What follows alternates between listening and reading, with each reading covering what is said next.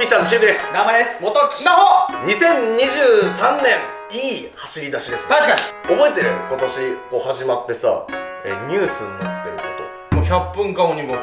と、はい、記事になってましたねありま。したネットニュースの記事になってましたね。にユードパーフェクト越しましたね。はいそうなんですよ再生回数はい、世界1位のグループ YouTuber になりましたっていうのが、ニュースになって、うん今年ねかなり、フィッシャーズのニュース年始からもう多分ね5発ぐらい出てるんですよ。確かありがたいね。そうまだね10日ぐらい撮影日がこれ13とか13日しか新年今経ってないわけじゃないですか。そうだね。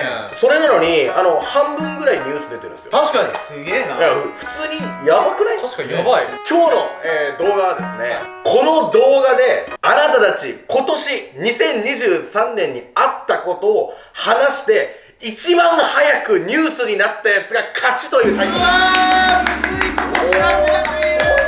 新年明けましておめでとうございますからあなたたちに起こったいいニュース悪いニュースどちらでも大丈夫ですがはい。記事になるレベルの話をしていただこうと思います。ここまでレンチャンステフィッシャーズの話がやっぱネットだったりいろんなところに記事になってると、このままちょっとそのレベルのことを出し続けていきたいなと。いやそんなポッケからニュースって出てこない。そんなノリじゃないの。なんかちょっと最近ニュース出てねえな。出るかはおかしいんだよ。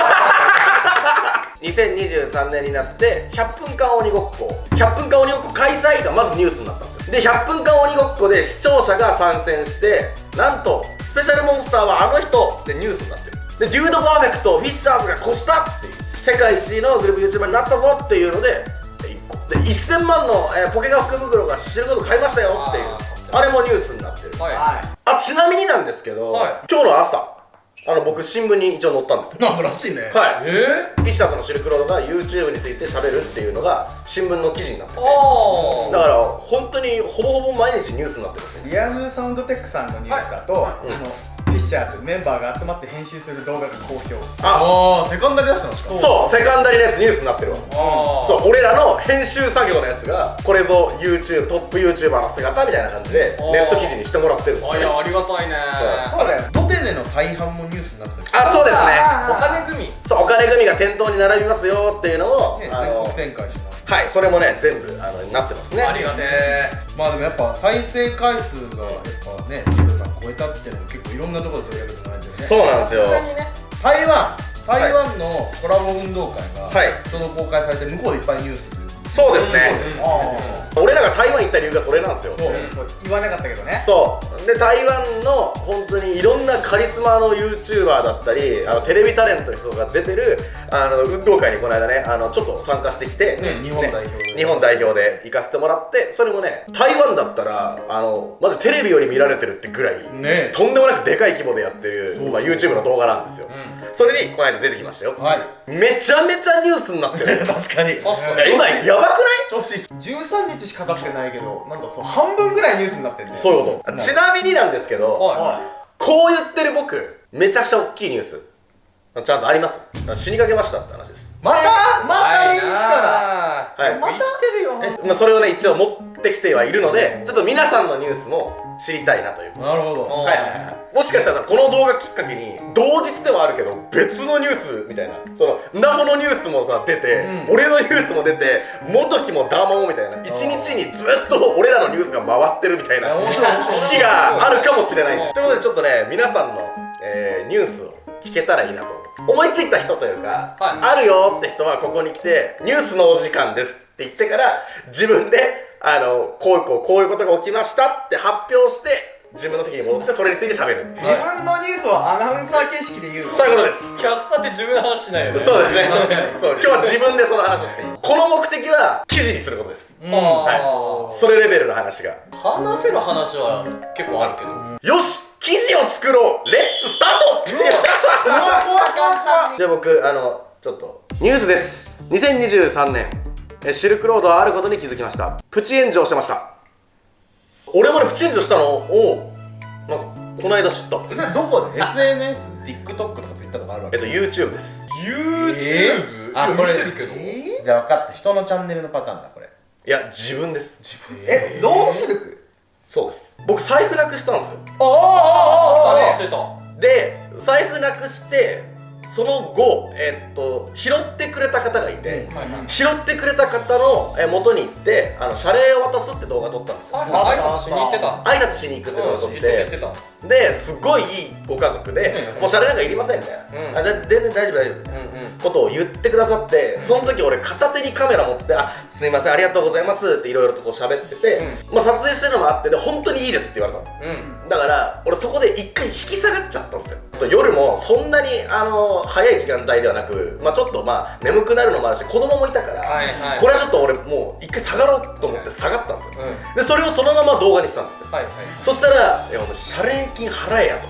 ああそういうこと？そうっていうのをうわーって実は言われちゃったんですけど、コメント欄見たらやっぱすごいあったんですよ。いや常識的にどうなのってで手土産どうなのみたいなあったんですけど、その動画アップしてちょっとした後に結構そうやってなっちゃって、なったんですけど、ちょっと安心してほしいのはですね、僕後日動画撮ってなく普通に行ってしっかりと渡してきて、ああよかったよかった。謝礼金とちょっととあるものがお渡ししたくて、そのあれを待ってたんですよ。つまらないものになってしまうんですけど、それを詰め合わせて謝礼金を中に入れさせていただいて、見えない場所にね、ちょっと見えちゃうといやいいって言われちゃうから、だから見えない場所に入れさせてもらって、それを後日しっかりと渡してるんですけど、それを説明してなかったんでちょっぴり炎上してしまったっていう話です。ちなみに言うとポケモン実況の方でも僕炎上したんですけど、いや炎上じゃないなこれは。いやもうどないやねん。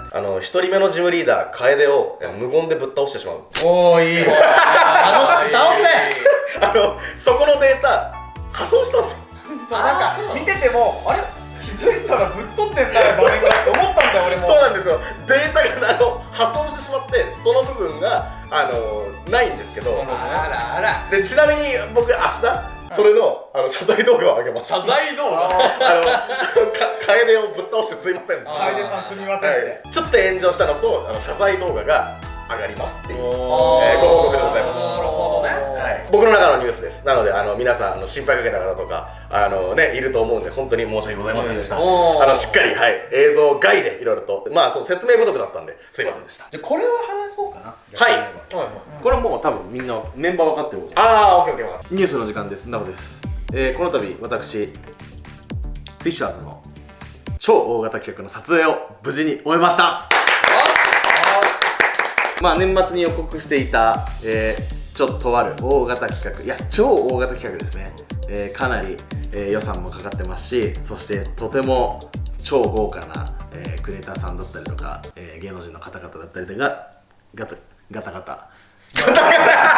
ガタガタ一回下がれ。すごいゲストの方をお呼びして特大企画をやったんですよ。いや俺これもう言っちゃっていいと思う。僕が1年間じゃんけんをしてなかったんですよ。縛りでね、じゃんけんを解放する現場、じゃんけん大会の撮影を終えましたと。これ YouTube ファンフェスではふわっと告知してたんですけど、これ多分みんなが想像してるじゃんけん大会よりはるかに大掛かりなじゃんけん大会。そうだね。まず100分間オリンピックに引けを取らんぐらいでかいです。超大型企画を企画から何から準備からやるのを今回初めてだったね。超走り切ったと思って、めっちゃ疲れるよ。めっちゃくちゃ疲れた。俺次の日何にもできなかった珍しいね。ほんとじゃんけんと侮るなかれの盛り上がり方だよね。そうなの。もうすごい展開になってね、もうちょっとそれは楽しみにしてもらいたいんですけど、いやそれがちょっと僕の中で取り終えたっていうのがちょっと大ニュースなのかな。そうだね。そうですね。あれ告知動画みたいなの出したいよね。なんかこうある。見る。見たい。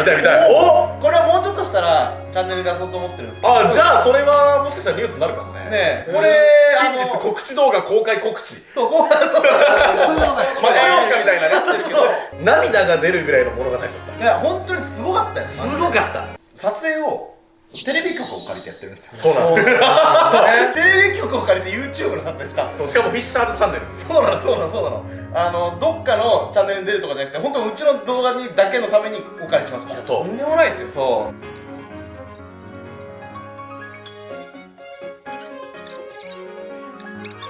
おお。かっこいい。やばいっしょこれ。それはいい。それはこれやばいっしょ。後日告知が出ますと。よし。記事になったらリツイートさせていただきます。ありがとうございます。いやももしてください、ぜひ。いやこれマジでやばいね。ゲストの方の、演者力だったり、本当にその展開だったりっていうのはね、マジ神がかり的なもんがあって、あそこだよね物語が生まれたよね。あの場じゃないと、ああいう規模感じゃないと生まれないであろう緊張感とか、ストーリーが生まれてるんで、ぜひとも見てもらいたいですね。まずその近日告知が上がるというのを告知しましたので、告知そうね。だからちょっとここで言おうかなと思って。いいですね。みんなの心の準備はできるから。はい、そうだねこれマジで超頑張ったんで本当見てください。他の方いらっしゃいますか？はあ、まあね。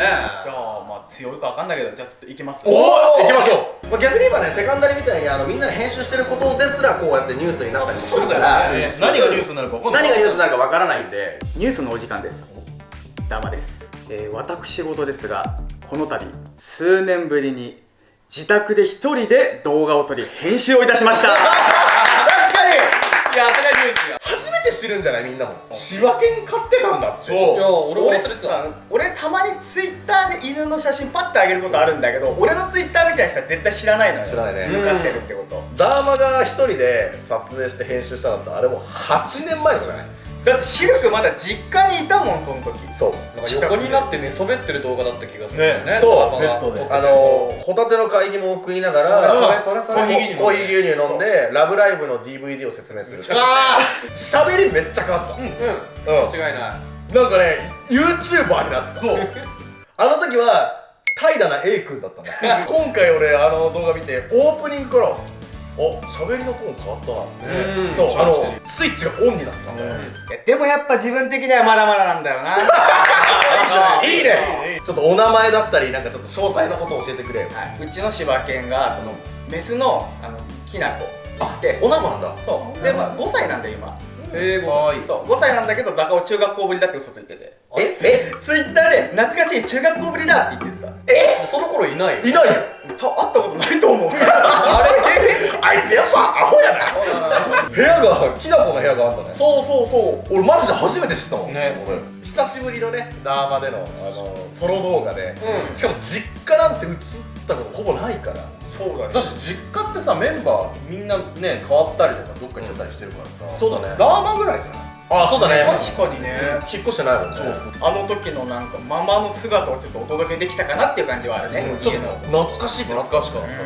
そうっすね。まあそれぐらい私事でよければお行きましょうか。お、なんでしょう。はい。ニュースの時間です。ちょっと待ってやめて。多分局に怒られるよそいつ。あ、そうです。いいわ。ニュースの時間です。YouTuber の元木が奨学金を全額返済いたします。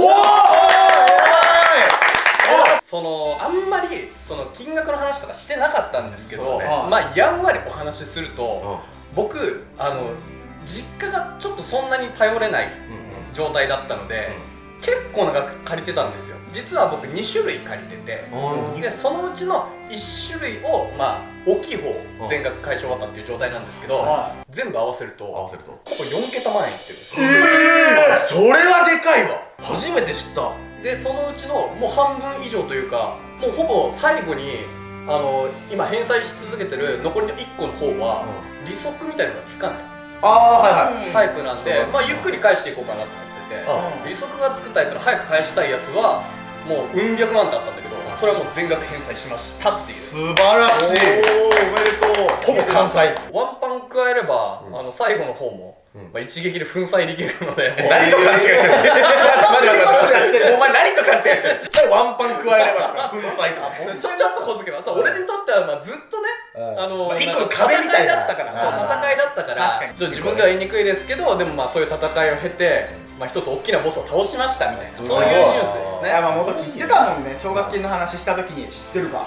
奨学金いっぱいお金返せば早く返せんだぜ。確かにな。確かにそうだ。いやでもそれは良かったわ。やっぱ返し終わると、はい、あなたは全額返し終わりましたみたいな、そういうね証書みたいなのが来るんで、今頑張って返してる方はそれを目標に頑張ってくださいみたいな。わ大学入る前からずっとバイトしててお金貯めて、でそれをなんか学費に当てたりとかしてて、そんな浪費はしてなかったと思うんだけど、確かに。でそのフィッシャーズ入ってからも別に特に大きな買い物とかしてなくて、で全額当ててたけど、そうね、ここ数年でようやく一気に返せる状況になったかなっていう感じっすね。だから時間はかかった。自分のね生活もやっぱあるし、まあ俺らも結構ね遠方に行ったりとかするからね、やっぱ自分の蓄えも一応必要なんだけど、そこ以外のところは全部当てられたんだよね。そうなんですよ。ということは俺が自由に使えるお金ができたっていうことなの。確かにそうだわ。そうなったら動画撮り放題ですよ。ああそうだよ。いやマジそうだね。そうだから俺のソロ動画もまあ最近ねセカンダリに増えますみたいなこと言ってたけど、まあちょっと俺の買い物を増やしたりとか、まあ、あっち行ったりこっち行ったりそういうこともできるようになったなと思って。ああそっか。趣味に当てられるお金が増えたから趣味の動画撮れやすいみたいなね。そうもう動可能性が画撮り放題よ。もう楽しくてしょうがなくてうわーそれはいい報告だわ。素晴らしいっていう状況になりました。は素晴らしい。おめでとう。次シルクロードはい。 2週目ニュースです。私シルクロード死にかけました。だってさ前にさそれこそタクシーに乗ってて、はい結構スピードの出る国道を逆走したタクシーに乗ってたわけじゃん、うんまあ、あの時はちゃんと死にかけたじゃん。あの時ダホモイだもんね。そうああいう感じ。自宅で死にかけました。アフリカンロックモニターの掃除をしようと思ってガラス戸なんですけど、ガラッて開けてよしじゃあちょっとゴミとか取るかって思ったらアフロクが全速力で俺のケージでかいんだけどブワーンって走ってきてガラスに体当たりしてガラスがそのままこうやって落ちてきてうわ怖い。レールごとぶっ壊してそのままバーンってガラス来てここで俺の頭にガーンって当たって下で粉砕バアフロクがその後ガラスがさ、こうやってアフロク出てるって状況もやばいわ。そうアフロクは体当たりした瞬間戻ってったから怪我も何もなかったんだけどそうなんだもうこのぐらいになってるのサイズ。でかいよね。そうこのぐらいのやつが全速力でダッシュするとあのガラスめっちゃ分厚くてめちゃくちゃ重たいのね、だから俺絶対にこれ体当たりされても大丈夫だと思ってたんだけど下のレールごと破壊して全部ガラスバーン飛んできてやべえと思って俺とっさに大事な脈だけはこうやってガッて守ったのね。危ないね。でフンって守ってもうでも俺壁に全部向けたの、向けたらそのまま頭にバーンって当たって下落ちてバレーンって割れてでも無傷なんですよ。すごいよかった。アフロクの体当たりの時にまだ割れてなくて、そう割れてない。で頭で頭に当たって下に落ちて割れて粉砕したガラスが飛んで下からこう羽を飛んでくるみたいな。いやこれ壁で当たって割れてたらだってガラスのシャワーになってる。そうそうそうそうそう。うわ怖え。だからいやガラス戸がねスライドのガラス戸がレールごとバコーンってフルパワーで外されて今ガラスの破片まみれになってます。幸いね僕も、アフロクも怪我はなかったんですけどいやまあびっくりしたわ。俺もアフロクもとりあえず傷もないしね怪我はなかったんでよかったんですけどいやこれはちょっと予想してなかったな。まあ君が壊したけど、まあ、怖かったなごめんな。今年一発目の驚きですよ。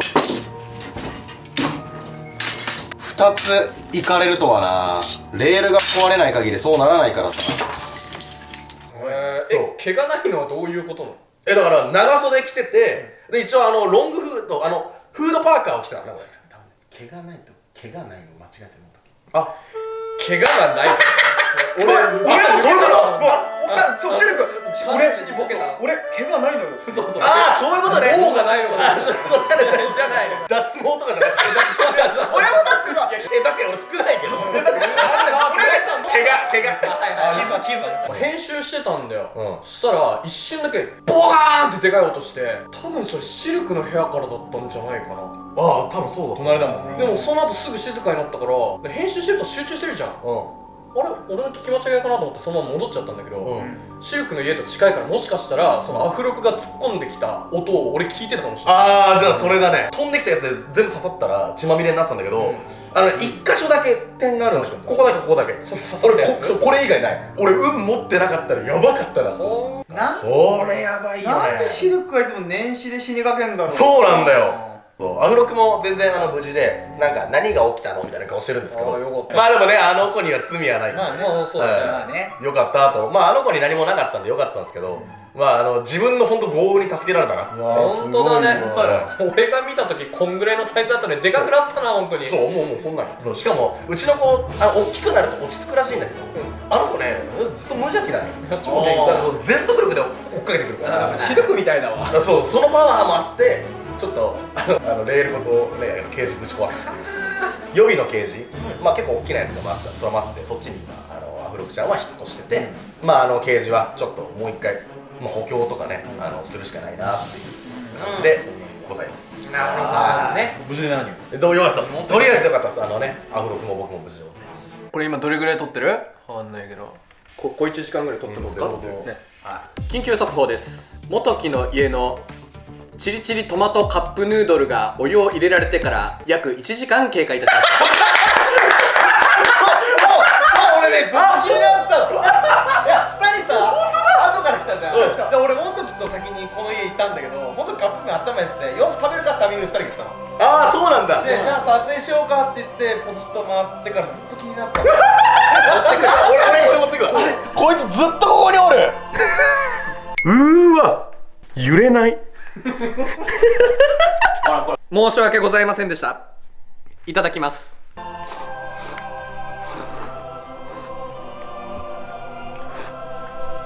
減らない。